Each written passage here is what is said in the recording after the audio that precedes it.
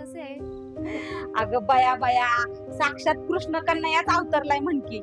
आणि हे काय ग, मऊ मऊ कपडे, नवी कोरी चादर, साबण, पावडर, एवढं समद सामान आणलं तरी का तुमच्या कारभाऱ्यांनी? अगं नाही ग ताई, त्यांनी नाही आणलं, हे तर माझ्या तानुल्याला त्याच्या देवा मामाने दिलंय.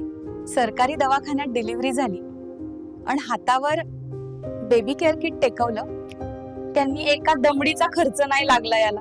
अगं, आजच्या काळात सख्ख कुणी कुणाला रुपया देत नाही आणि एवढं मोठं किट सरकारनं दिलं. ही आपल्या महाराष्ट्र सरकारची माया आहे ग.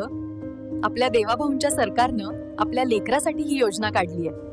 खरंच की, नाहीतर बाळ जन्माला आलं की बापाच्या कपाळावर आठ्या पडायच्या की आता खर्च कसा पेलणार. पण आता काळजीच मिटली म्हणायची. हो ग, 7 जन्माचं पुण्य असलं तरच अशी माणसं सत्तेवर येतात.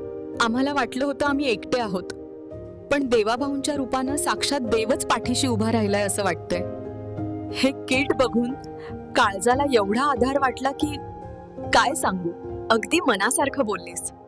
ज्याला आईच्या दुधाची आणि लेकराच्या सुखाची किंमत कळते तेच असं मायबाप सरकार चालवू शकतात. माझ्या जावेची बी डिलिव्हरी हाय पुढच्या महिन्यात. तिला बी सांगते आता काळजी करू नको म्हणून. हो, नक्की सांग. वेळेवर नोंदणी करायला सांग.